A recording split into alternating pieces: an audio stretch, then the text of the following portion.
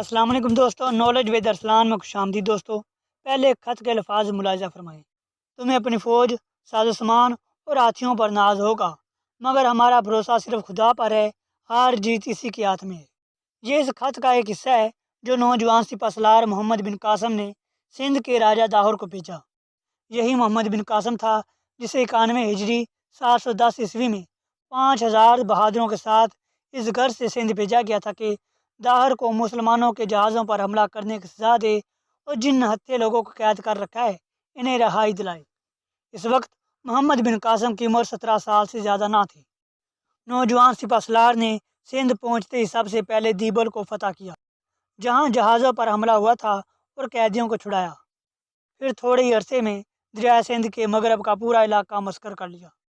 راجہ داہر کی فوج دریا کے مشرقی جانب بالکل صحیح و سالم موجود تھی، اور اس کی موجودگی میں دریا کو عبور کرنا آسان کام نہ تھا۔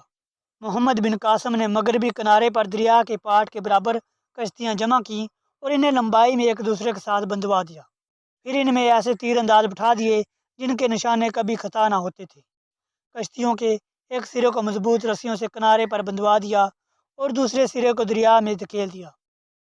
یہ پانی کے دھارے میں پہنچا تو خود بخود دوسرے کنارے پر جا لگا۔ اگلی کشتیوں کے تیر انداز بجلی کی سی تیزی سے اترے اور کنارے پر مورچے بنا کر بیٹھ گئے۔ باقی لوگوں نے اگلے سرے کو دوسرے کنارے پر کس کر باندھ دیا۔ یوں پل بن گیا جس سے پوری فوج صحیح سلامت دوسرے کنارے پر اتر گئی۔ یہاں داہر اور محمد بن قاسم کے درمیان ایک فیصلہ کن جنگ ہوئی جو 10 روز جاری رہی۔ محمد بن قاسم کے ساتھ صرف 12,000 فوجی تھے اور وہ اپنے مرکز سے بھی بہت دور اجنبی ملک میں لڑ رہا تھا۔ داہر کے ساتھ 60,000 جنگجو بہادر تھے اور وہ اپنے وطن میں تھا جہاں سے ہر قسم کی امداد مل سکتی تھی۔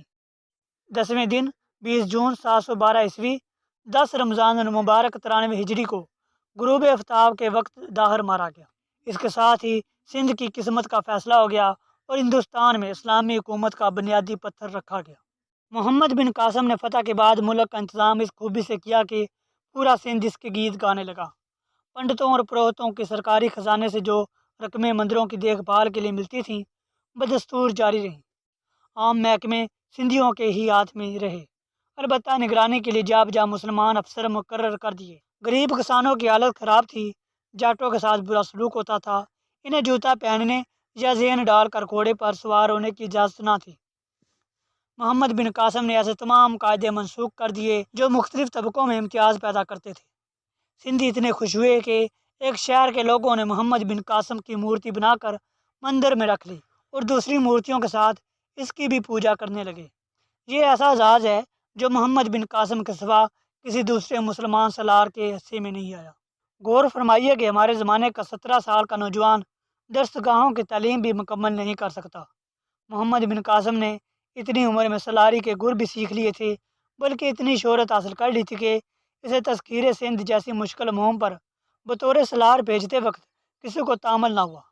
معلوم ہوتا ہے کہ سب کو یقین تھا کہ محمد بن قاسم اس مہم کی ذمہ داری کے تقاضے بہتر سے بہتر طریق پر پورے کر سکتا ہے۔ اس نے ملک اس تیزی اور جواں مرضی سے مسخر کیا کہ بڑے بڑے سالاروں کے لیے بھی اس پر رشک کرنا بجا ہے۔ پھر ملک کا انتظام اس خوبی سے کیا کہ اس کی مثالیں تاریخ میں آسانی سے نہیں مل سکتی۔ اسے صرف 3-4 سال کی مہلت ملی، پھر سیاسی تغیرات کی وجہ سے معزول اور قید کر دیا گیا۔ جوانی ہی میں اس نے وفات پائی، مگر ایسا نام چھوڑ گیا کہ جو مسلمانوں کے لیے 1300 سال سے باعث فخر اور دوسروں کے لیے ایک مثال چلا آتا ہے۔